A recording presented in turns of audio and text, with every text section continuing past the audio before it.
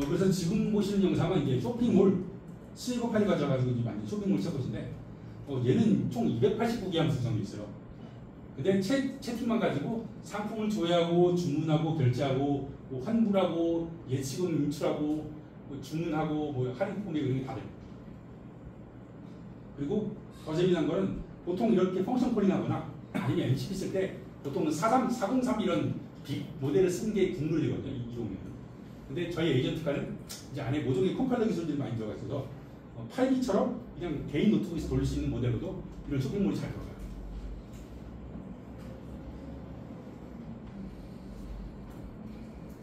그 다음에 지금 그리고 이번에 보시는 영상은 이제 시리 약간 시리를 모사해서 만드는데 저희 팀에 이제 20살 경특 개발자가 그냥 몇 분 안에 특강 맞는 거예요. 뭐 하는 거냐? 리액트 네이티브의 모바일 API를 그냥 그대로 뽑은 거예요. 그러니까 얘가 시리 같은 비서 역할을 실제로 해요. 실제로 하게 돼 그 순간부터. 그래서 뭐 사진첩을 정리해달라. 뭐 내 배터리 지금 얼마 남았니? 내 캘린더 좀 날짜 좀 등록해라. 이런 게 답이에요 그 순간부터. 그래서 AI 만드는 게 이제 엄청 쉬워졌다.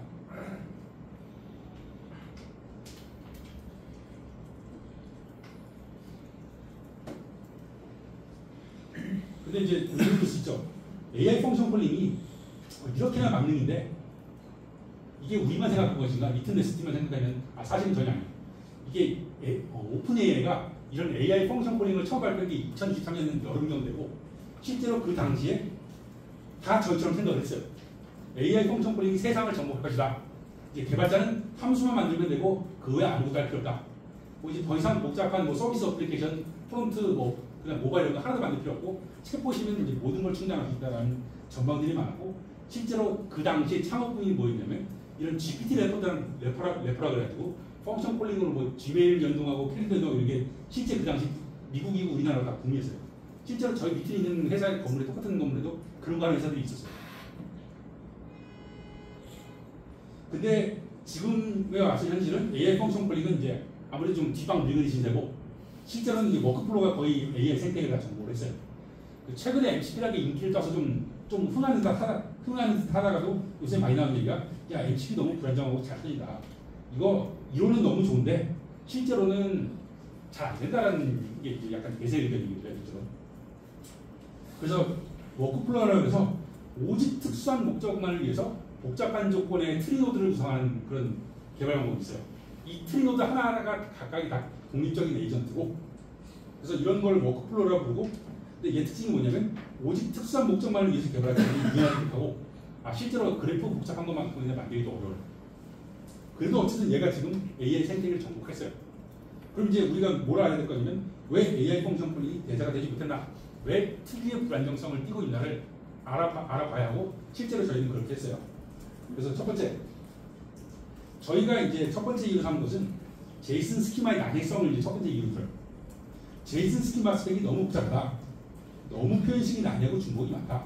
그 다음에 서로 다른 스펙의 구설이 너무나도 많다는 얘기가 실제로 이제 저희가 있는 게 아니라 그냥 전 세계적으로 이런 비평들이 엄청 많아요. 그래서 실제 사례를 살펴보면 제이슨 스키마 일단 버전 4, 5, 6, 7, 2029, 2020 제이슨 스키마 표준화 일단 6가지 스펙이 존재해요. 근데 문제가 뭐냐면 오픈 AI나 제미니가 이게 AI 벤더사마다 사용하는 제이슨 스키마 스펙도 다 달라요. 펑션 콜링에서 사용하는 제이슨 스키마 스펙이 다 달라요. 게다가 이 중에 가장 메이저라고 할 만한 오픈 AI랑 제미니는 제이슨 스키마 표준 스펙을 무시하고 자기들만의 길을 갔어요. 그리고 다시 이제 우리가 이제 엔트로피 클라우드가 이제 MCP를 만들어서 유명한데 정작 얘들은 AI 모델은 2020 버전을 쓰는데 MCP SDK는 버전 7을 만들어요. 그래서 잘 터져요. 잘 터진 이유 중에 하나고 이게 그나마 클라우드 데스크탑 이런 데서는 좀 멀쩡한데 오픈AI랑 제미니가 거의 못 쓸 수준까지 가는 원인 중에 하나예요. 어쨌든 이 동네가 스펙이 많이 혼재되어 있고 누구 하나 뾰족한 통일안을 가져오지 못해가지고 좀 혼돈의 시대를 좀 겪고 있어요.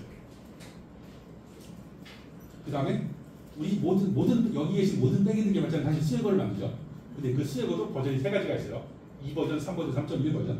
근데 얘들마다도 중복된 표현 그 안에서 많고 서로마다 스펙이 상이하면 심지어 얘들조차도 제이슨 스키마 표준이랑 조금씩 달라요. 별이 달라요. 그래서 이처럼 이제 혼란스러운 제이슨 스키마 생태계가 어쨌든 이론상 무한한 조합이 가능하거든요. 워낙에 가수가 많아가지고. 그래서 저희 같은 경우는 이걸 극복하려고 저희 일부러 이제 중간 변환기 같은 걸 둬가지고 무조건 모든 종류의 스키마 모델은 오픈 API 3.1 이메디드 스펙으로 변환을 한다. 그 다음에 타깃 AI 벤더사 모델을 변한다. 이런 룰을 가지고서 극복을 했어요. 그리고 저희가 이렇게까지 하니까 실제로 이제 AI 펑션 폴링이 그때부터 잘해요. 이제 터지는 거 잘 없어요. 이런 식으로 이제 첫 번째 난관을 해소했고, 그 다음에 두 번째가 이제 컴파일러 문제예요. AI 펑션 폴링의 이제 실패한 두 번째 이유 중에 하나로 제가 듣는 게 컴파일러의 지원 문제를 많이 들어요. 자, 뭔 소리냐? 이게 이제 자바 스프링 네스트라고 이렇게 쓰거든요. 이게 뭐냐? 사람이 손으로 제이슨 스키마를 써요. 실제로 여기 네스트.js 개발하는 분들 보면 이제 네스트.js 쓰거나 클래스 바리트 보면 뭐 3중 4중에 이제 중복 디코레도 많이 정의하죠. 뭐 그런 느낌으로 어쨌든 컴파일러가 직접 써보도 못하고 사람이 손으로 쓰는 게 많아요. 근데 사람이 손으로 쓰게 되면 반드시 실수를 하죠. 근데 여기서 더 문제가 뭐냐면 예를 들어 이제 네스트.js 같은 거는 이제 오픈 API 3.0 스펙을 만들어요. 그 다음에 레스도크 같은 건 3.0을 만들어요. 근데 뭘로 변환해야 돼요? AI 펑션 콜링 스펙을 만들죠. 오픈 AI 전용 스키마, 제미니 전용 스키마, 라마 전용 스키마를 만들죠. 그러다 보니까 이게 사실은 사람이 할 수 없는, 사실은 그냥 사람이 할 수 없는 일이에요. 어떻게 보면. 그 다음에 다시 제이슨 스키마 스택이 이제 각각 용도별로 상하게 워낙 가지수가 많다 보니까 이게 사람이 손을 써서 안 되는데 이걸 그래서 표현하면 이제 이걸 실제 사례를 들으면 어떠냐? 쇼핑몰 같은 경우가 이제 저희가 앞서서 보여주는 그 쇼핑몰 체크 같은 경우가 백엔드 서버가 37,000원인 거예요. 근데 그건 이제 어쨌든 그건 사람이 개발하죠. 근데 정작 스키마를 보면 20만 줄 넘어가요. 근데 이게 꼭 쇼핑몰만 그런 거냐면 그건 아니고 원래 모든 프로그램은 스키마가 본 메인 프로그램이다. 클 수밖에 없어요. 그죠?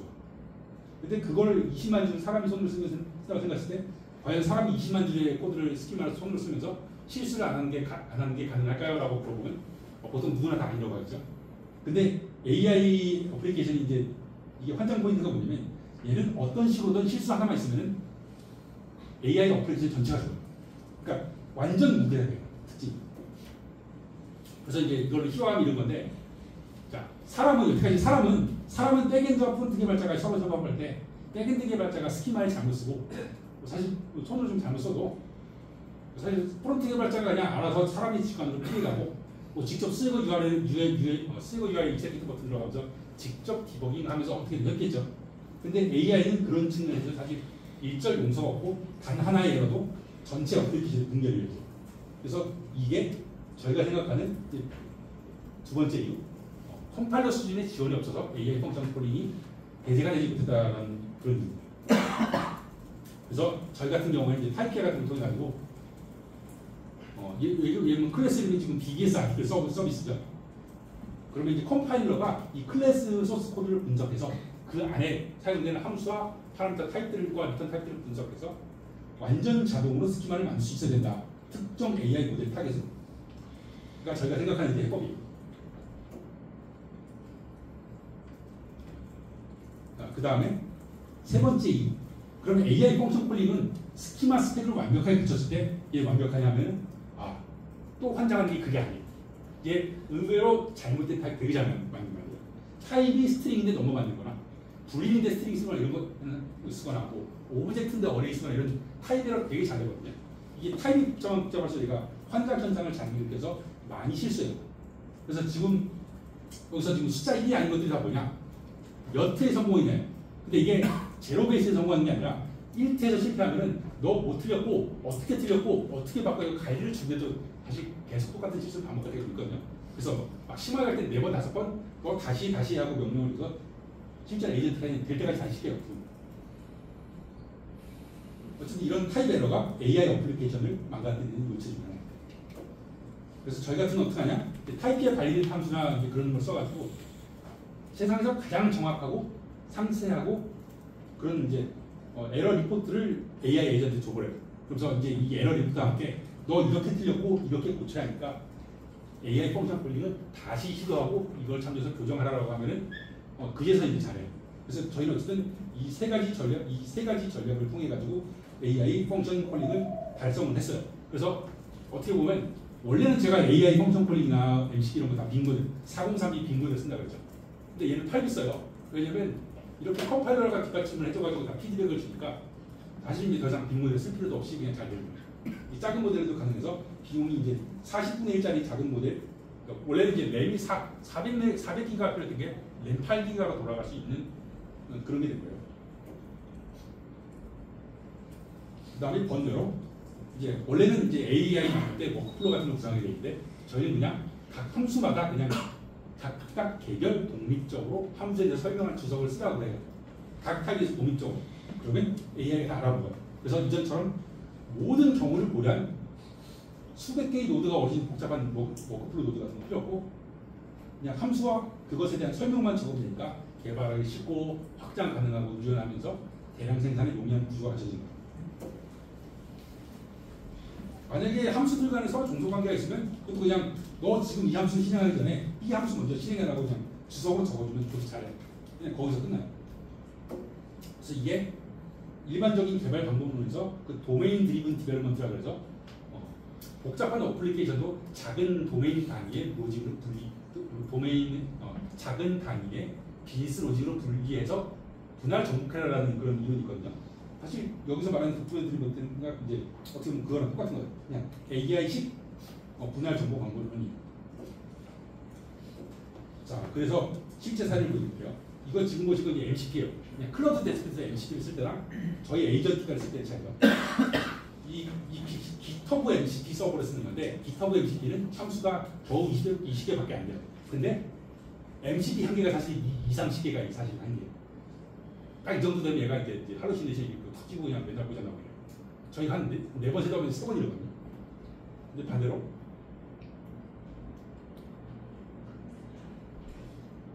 에이전트가 쓴다 그러면 뭐 20개는 아까 뭐 300개도 덜 되고 20개는 아무것도 안 돼요.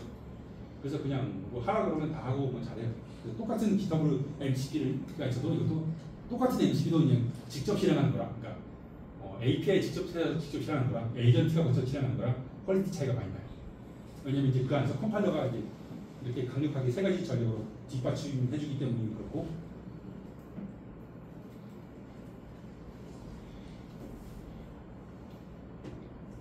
어쨌든 이게 이제 에이전티카에 대한 뭐 라이브러리에 대한 설명, 그다음 이론적인 설명 여기까지입니다. 그래서 사실 이제 제가 에이전티카에 처음에 함수 얘기하는 거 빼고는 그 다음에 이야기를 좀 이론적으로 많이 열을 수 있어요. 그래서 지금부터는 이제 쉬운 얘기만 할 겁니다. 자, 두 번째 소개해드릴 프로젝트는 오토 백엔드예요. 그래서 이것도 AI 바이럴 코딩 찾고시고 백엔드 코드를 만들어요. 근데 얘가 이제 스파이럴 워터풀 모델이라고 해가지고 워터풀 모델을 계속 무한 반복하는 형식으로 내부 로직이 구성되어 있고 마찬가지로 컴파일러와 상세한 문서와 전력을 통해 가지고 강화되었어요. 그래서 실제로 얘는 이제 에이전티카를 사용해서 총 5개의 함수를 호출하는 식으로 되어 있고 다시 각각 함수가 또 다른 에이전트인 약간 일종의 프로토타입 구조처럼 되어 있어요. 그래서 첫 번째가 아날라이즈, 두 번째가 프리즈마, 인터페이스 테스트 리얼라이즈. 저는 5개의 에이전트 함수를 메인 에이전트가 펑션 콜링하는 형태다. 그리고 그 중에 어널라이즈 에이전트는 사람과 AI가 요구사항에 대해서 포위하면서 AI가 그것을 취합해서 요구사항 분석 보고서를 발간해주는 그런 에이전트예요. 그 다음에 이 안에 리뷰 에이전트가 숨어있어서 좀 디테일링을 도와줘요. 그 다음에 두 번째가 프리즈마 에이전트가 그래서 앞서의 요구사항 분석을 토대로 프리즈마 스키마 파일을 만들어줘요. 근데 AI는 당연히 실수할 수 있죠.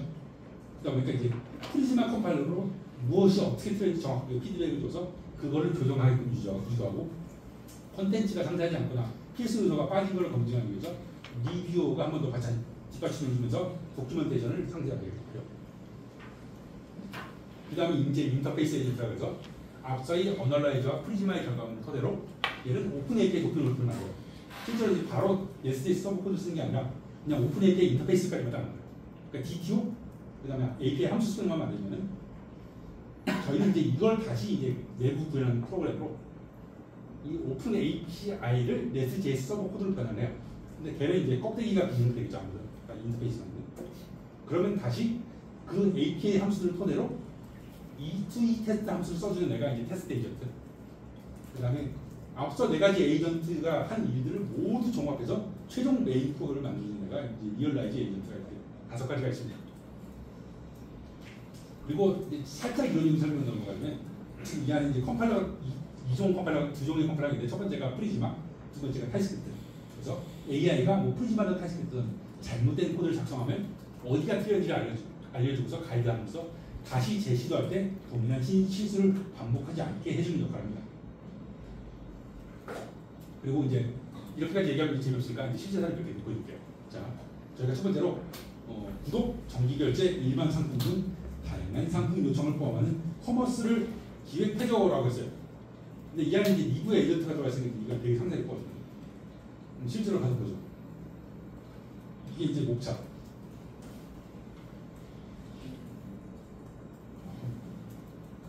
잠시만요, 제가.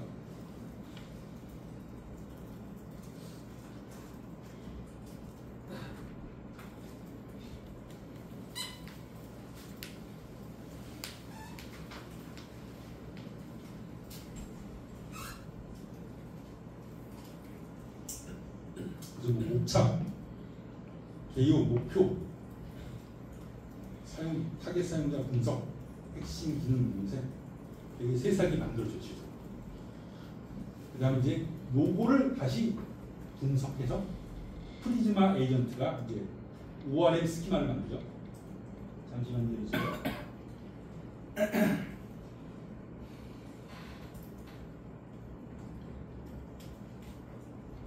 이제 이걸 분석해서 제가 프리즈마 스키마를 만들고 다시 인터페이스 에이전트가 앞서 2개를 분석해서 오픈 API 문서를 만든 다음에 그걸 다시 이렇게 SJS 코드를 해버려요. 그럼 실제로 이런 코드가 나와버려요. 어쨌든 이게 이제 백엔드 저희가 이제 얘기하는 백엔드 에이전트의 유체고 이게 오토비입니다. 마지막에 오토뷰. 얘는 프론트엔드 자동화 툴인데 얘는 생성 주체가 생성이 되는 원천이 타입이에요. 그래서 타입스크립트 인터페이스 타입이나 클래스 타입이나 아니면 오픈 API로부터의 JSON 스키마를 넣으면은 그걸 가지고 프로그램을 만들어줘요. 아니, 리액트 컴포넌트를 만들어줘요. 그래서 쓰는 방법도 간단한데 그냥 이게 실제 사용 코드고 아마 이제 집에 가서 실습해보시면 뭐 별거 아니에요. 만약에 여러분이 그래서 타입 100개 있다. 그럼 얘는 실제로 100개의 리액트 컴포넌트를 만들어줘요. 만약에 여러분이 만든 백엔드 서버가 이제 300개의 API 함수가 있다. 그럼 실제로 300개의 컴포넌트를 이제 만들어줍니다. 어쨌든 얘는 대량 생산에 이제 노출이 되고 있고, 얘도 똑같이 컴파일러 피드백을 해서 잘못된 리액트 코드를 만들면, 그거 TS 컴파일러를 통해 가지고 교정해서 에이전트에 바로 잡게끔 유도를 합니다. 뭐 이외에도 뭐 발리데이션 피드백이라고 그래서 실제로 얘가 이제 구성하는 값들이 이제 정확한지, 그다음 뭐 런타임 피드백이라서 이제 실제로 이셉션 피드백에서 실제 컴포넌트 렌더링 했을 때 문제가 없는지 이런 걸 통해서 더더욱 이제 이 발리데이션을 강화하고, 어쨌든 저희가 이 3가지로 통해서 만들고자 하는 이제 그리는 이제 청사진이 무엇이냐? 자, 일단 바이럴 코딩이라는 주제는 없으면 다들 알고 있으면 할 거예요. 근데 바이럴 코딩이 잘 되었을 때 사실 한 100건 하면 한 99건 안 돼요. 근데 그 한 번 잘 되면 사람들이 사실 AI 하는 사람들은 그때부터 이제 오버를 하죠. MCP도 그래요. 한 10번에서 한 번 성공하면 마치 이제 다 되는 것처럼 얘기를 하고, 바이럴 코딩도 100번에서 한 번 되면 그것만 딱 데리맨더링해서 잘 되는 것처럼 얘기를 해요. 근데 저희는 그런 거 말고 아예 그냥 원천적으로 CSV 지식을 기입하고, 그 다음에 워터풀 모델처럼 가장 정석적인 개발 방법과 컴파일러 피드백을 이 에이전트 AI가 똑같이 모사하고 구사하도록 해가지고 하는 방식입니다. 그래서 첫 번째로 바이럴 코딩을 해서 이제 오토피랑 요구사항에 대해서 논의를 하면 걔가 백엔드 수업을 만들어줄 거예요. 근데 두 번째로 에이전트가 특징이 뭐냐면 얘는 수익어만 있으면 바로 챗봇이 만들어져요. 그래서 오토피로 만든 게 오토피를 통해 가지고 이제 요구사항을 말하면 그게 곧 백엔드 서버와 동시에 챗봇까지 만들어주는 구조. 그 다음에 거기서 심화시켜서 나는 UI에도 강점을 주고 있다. 그러면 이때 이제 오토비가 만든 타입을 기반으로 다시 프론트 코드까지 만들어주는 것이 저희가 목표 삼는 바고, 어쨌든 저희는 이거를 컴퓨터 사이언스 스킬을 깊이 파가지고 연구해서 어쨌든 이런 식으로 접목해서 지금 만들고, 개개별별 유닛 테스트 할 때 지금 잘 돼요. 그래서 지금 저희가 이제 일단 에이전트가 출시가 완료되고 개발이 완료됐어요. 그래서 지금 당장 집에 가서 쓰실 수 있고, 그 다음에 오토백엔드나 이제 오토비도 이제 개별적으로 잘 되는데 저희가 아직 이걸 서비스로까지 붙지 못했어요. 저희가 뭐 무료로 풀지 뭐 유료로 풀지 이것도 잘 모르겠는데 어쨌든 6월 1일경에 서비스를 오픈할 예정입니다. 그래서 다시 말씀드리면 어쨌든 이게 뭐 제가 만든 시간 제가 이제 멋대로 이제 김치국을 마시는 것이 있는데 어쨌든 이게 나오게 되면 아마 개발 풍토가 많이 다를 수도 있어가지고 그냥 여기 오시는 분들은 그냥 미리미리 이런 게 있구나 그리고 이제 어떤 개념들이 쓰이는구나 그냥 그 핵심 원리를 파악해가지고 시대가 변할 때 그냥 빠르게 편승해줬으면 합니다. 그러니까 이제 가서 일단 스타 3개 드시고 여기까지 이제 전 발표 준비한 내용이 가지고 이제 질문 받도록 하겠습니다. 네, 감사합니다.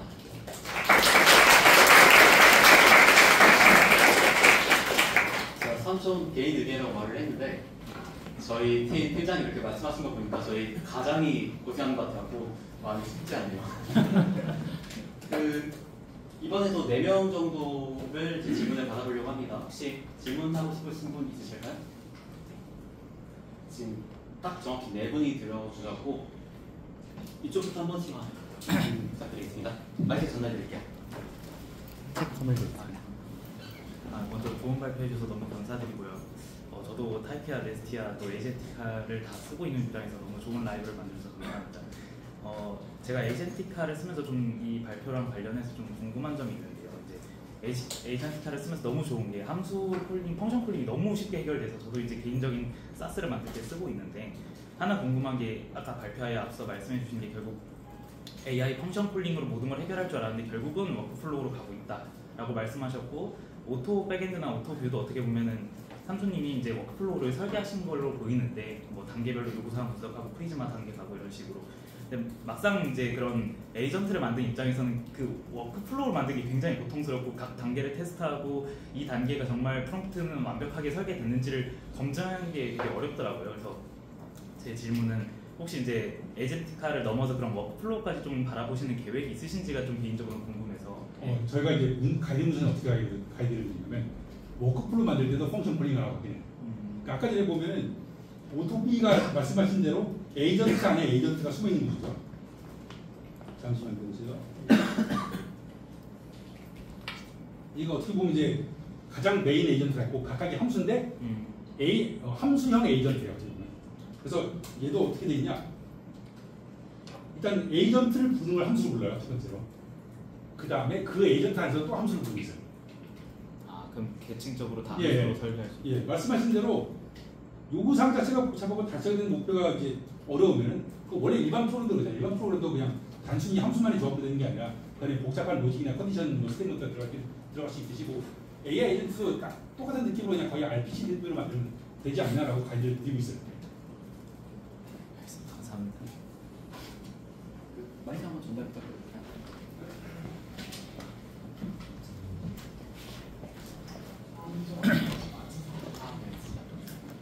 사실 우선 발표 정말 인상 깊게 들어서 좋습니다.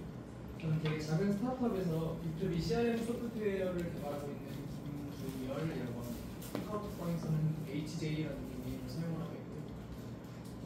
제가 드리고 싶은 질문은 리튼랩스의 오픈소스 프로젝트보다는 약간 개발 방법론에 좀 가까운 내용인데 경험 많으신 좀 선배 개발자분의 팁 같은 게 있을지 궁금해서 질문을 드려보고 싶습니다.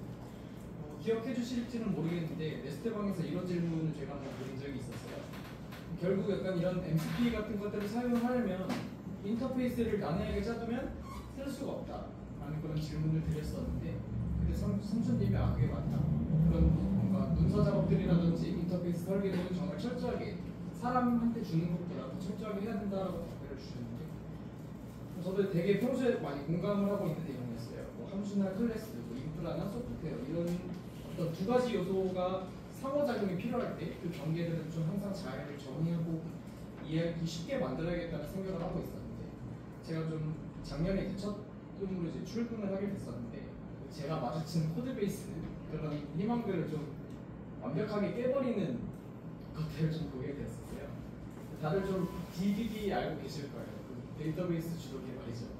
이것들이 완전 저희 서비스에 이렇게 깊게 녹아 들어가 있는 거예요. 모든 데이터베이스 구조가 웹으로 다 노출되고 프로트의 그런 코드들도 다 완전 의존적으로 이런 과하게 복잡해진 인터페이스가 저희 서비스의 대부분을 갖고 있어가지고 뭔가 MCP 같은 것들을 도입하고 싶다라는 요구사항이 있었는데도 지금 상황에서는 이걸 사용을 할 수가 없었어요. 전혀 그것들을 도입을 할 수가 없는 상황이었는데 결국 언젠가는 이것들을 해야 될 텐데 이런 기반 작업, 물밑 작업들을 어디부터 시작해야 될지 이런 되게 추상적인 질문이긴 하죠. 이런 것들에 대한 뭔가 해결 경험이나 이런 것들이 있으시면 좀 소개를 해주시면 감사하겠습니다. 사실 저런 걸 해가려고 그냥 협력을 해야 되긴 하거든요. 왜냐면 이게 뭔가 이제 개발 시스템에 뭔가 연대기나 고유한 스토리들이 많이 녹아 들어가 있으면 그거 사실 사람이 파악할 수 없어요. 왜냐면 이게 간단한 신호조차도 이런 사전이 이런 사연이 있고 저런 사연이 있고 하다 보면 그거 생각하다가 시간이 다 가거든요. 그래서 원래 소프트웨어도 생명주기라는 게 있어가지고 어느 순간에 수명이 닿으면 그레이트 리셋 같은 거 하는 거고 이게 심지어 이제 우리 같은 이제 스타트업이 아니라 막 미국의 마이크로소프트 같은 데도 막 자기네 OS도 이제 생명주기를 넣어가지고 이게 메이저 업데이트를 받으면 커널 레벨에서 진짜 아예 그냥 다 날리고 처음부터 다시 짜고 있거든요. 그래서 그리고 사실은 이제 구성원들이 그렇게 다시 짜면서 이전에 했던 실수에서 배우고 개선해 나가면서 이제 점진적으로 발전해 나가는 그런 게 있는 건데 이게 만약에 일단 준비가 안 된 상태에서 갑자기 이런 AI도 알아보고 모두가 이해할 수 있는 그런 문서가 잘 된 인터페이스 만들어면 사실 그거 힘들죠. 사실 저는 이제 그렇게 그거에서 뚜렷하다 보죠.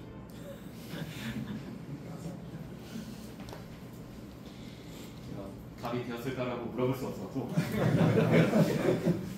다른 아까 손 드신 분? 네? 네, 그 궁금한 점이 지금 밸리데이션이 타이틀을 사용하고 있는데 왜 에이전티카에 리미트 가지 않고 왜 타이피아에 리미트 가는지 설명 가능할까요? 잠시만요. 페이지 좀 갈게요.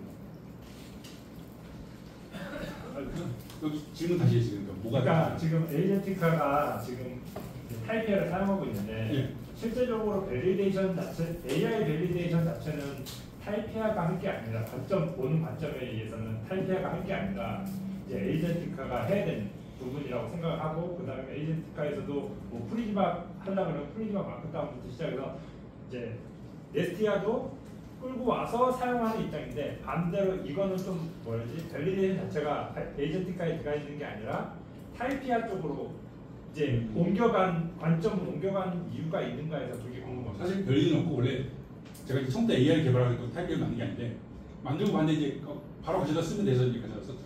그러니까 뭔가 체계적인 이런데 이미 잘 되고 있는 코드 베이스가 있으니까 이제 그걸 재탕하려고 그랬어요. 실질적으로 이제 이미 저는 이제 이쪽 사용하는 쪽에 옮겨가는 게 맞는데 타이피아 쪽으로는 예. 궁금합니다. 그리고 실제로 이게 무슨 내부 구현이잖아요.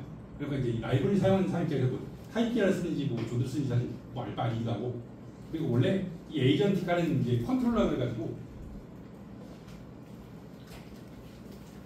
뭐 이렇게 이제 이 안에 이제 함수를 지입할 때 이미 이 단계에서 내부적으로 타이피아를 쓰든 아니면 뭐 제이슨 스키마 분석을 하든 이 안에서 이미 발리데이터를 각 함수마다 다 내부적으로 심어버려요. 그래서 이게 뭐 타이피아가 이제 뭐 썼다고 제가 이제 분석이 쓰긴 하는데 뭐 드러나진 않아요. 저기 사용할 때는 타이피아 점, 릴 점 이렇게 해서 그것들이 좀 궁금했습니다. 에이전티카 점, 뭐 릴 점 뭐 이런 식으로 사용하는 게 아니라 예. 거기서- 발리데이트는 그냥 알아서 내부적으로 이루어지는 거고 타이피아를 명시적으로 쓰는 건 사실 딱 요거 클래스에 대한 이게 스키마 만들 때 타이피아 애들 컨트롤러 딱 이 정도가 됩니다. 네, 감사합니다. 뒤로 전달 부탁드립니다. 그 책을 미리 받아서 감사하게도 그렇습니다. 그 질문은 이제 오토비하고 오토뷰에 대해서 되게 궁금해가지고 질문을 드립니다. 그 사실은 이제 삼촌님께서 이제 만들어주신 이 프로젝트 자체가 사실 현대사회의 약간 마법을 부리는 약간 마법사처럼 그래서 어떻게 보면 저희 같은 개발자에게 내부스토리 3차 전직 개발처럼 되게 좋은 프로젝트를 소개해 주셔가지고 진짜 저는 그게 혁명적이라고 생각하는데 근데 그렇기 때문에 좀 궁금한 게 있습니다. 그러니까 제 바로 시작사항인데요. 저는 그 사실 이 에이전트가 오토비라는 것을 듣기 전에 러버블 AI라는 서비스를 이용해봤습니다. 이제 그 서비스 같은 경우는 정말 이제 사촌님이 말한 것처럼 오토비가 물론 뷰까지 같이 만들어주지만 이제 원하는 목적 프로그램을 이제 만들어주는 서비스인데 근데 이번에 약간 제약사항이 있습니다. 이제 한 200번, 300번 명령어를 날리면은 이 친구가 이제 저하고 주고받은 대화에서 이제 필요 없어진 코드들을 얘가 그거에 대한 맥락을 그냥 잃어버리더라고요. 근데 오토뷰 같은 경우는 약간 이제 아무래도 그 스파이럴 워터폴이라는 거는 워터폴을 n번 반복한다는 건데, 그럼 그 사이에서 이제 반복되는 반복해서 생기는 코드 덩어리들, 이제 쓰레기들 이런 것들에 대해서는 이제 어떻게 처리를 하는지, 아니 그 컨텍스트가 길어지기에 따라서 이 맥락 관리를 어떻게 하는지 이 문제에 대해서 도달했는지가 궁금합니다. 사실 말씀하신 문제 똑같이 발생하고 있는 게, 얘가 지금 이렇게 다수 단계 있잖아요. 근데 원래 워터풀은 이제 순서대로 가게 돼 있잖아요. 맞습니다. 근데 이게 하다 보니까 이제 뭐 어널라이즈 됐고 프리즈마도 했고 인터페이스 됐고 그렇게 리얼라이즈 때까지 다 갔는데, 리얼라이즈까지 스텝을 다 돌았는데 나 요구사항 뭐 하는 게 빠뜨린 게 있네 해서 1번 스텝으로 돌아갈 수 있죠. 맞습니다. 그러면 이전 2, 3, 4, 5번은 이전 2, 3, 4, 5번은 어쨌든 그 제가 이제 스테이지라고 사이클을 표현할게요. 사이클이 다 1이죠. 근데 지금 어널라이즈만 사이클이 2가 됐죠. 그러면 다 뭐냐면 얘들은 다 있어야 돼요. 그럼 이전 사이클에 대한 코드는 알고 있어요. 근데 반대로 이게 사이클이 3이 되고 4가 됐다? 근데 사이클 1 시절의 코드는 기억 못해요. 지금 저희가 만든 구조는. 그래서 아마 말씀하시는 문제는 똑같이 발생할 수 있을 것 같고, 그리고 사실 모든 히스토리를 다 넣어가지고 뭐 알려주면 좋은데, 그럼 이제 토큰 비용이 토큰 총량을 초과하거나 아니면 비용 과다하게 발생해가지고 사실 그것까지 잡기 힘들어요. 맞습니다. 그 사실 저도 고민을 좀 해본 게 있는데, 그래가지고 저는 그 API 컨트롤러 레이어 가지고 콘텍스트를 유지하고 요구사항 설계나 그것도 그렇게 만들면 어떨까? 사실 지금 같은 경우는 이제 프로젝트 전체에 대해서 이제 만들었는데, 그 전체가 아니라 사실 어떻게든 첫 번째 발표에 발표해 주신 그 학술 교수님이라고 그분이 말했던 것처럼 이제 문제를 되게 작게 정의를 컨텍스트를 잘라가지고 하면은 또 좀 더 개선할 수 있지 않을까라는. 예, 저희가 사실 뭐 이게 6월 1일 출시인데 이 AI 동네는 그렇거든요. 에이전틱한 안정성을 장담할 수가 있는데, 얘는 아마 6월 1일 출시했을 때 아마 한 반타작 팀은 다이긴 할 거예요. 그래서 말씀하신 게 아마 안 될 수도 있고, 그다음에 저희 같은 건 이제 에이전틱한 특히 이제 사실 이런 건 이제 RAG를 해가지고 과거 내역에 대한 이제 메모리를 확보해 이제 외장 메모리 두는 게 좀 해야 되는데, 저희 같은 건 이제 이런 이제 RAG도 이제 펑션 콜링 가지고 하라고 하긴 하거든요. 그래서 외부 메모리를 두긴 할 건데, 아시다시피 RAG가 만능의 도구가 아니어서 그래도 여전히 아마 헛소리 할 가능성이 있어요. 여전히 그래도 여전히 상용 오픈소스라고 생각할 정도로 되게 좋은 아이템이라서 그래서 그래서 오픈소스로 해준 것 감사합니다. 아닐 수 있어요. 감사합니다. 발표해주신 남정분이 감사드립니다. 박수 한번 부탁드립니다.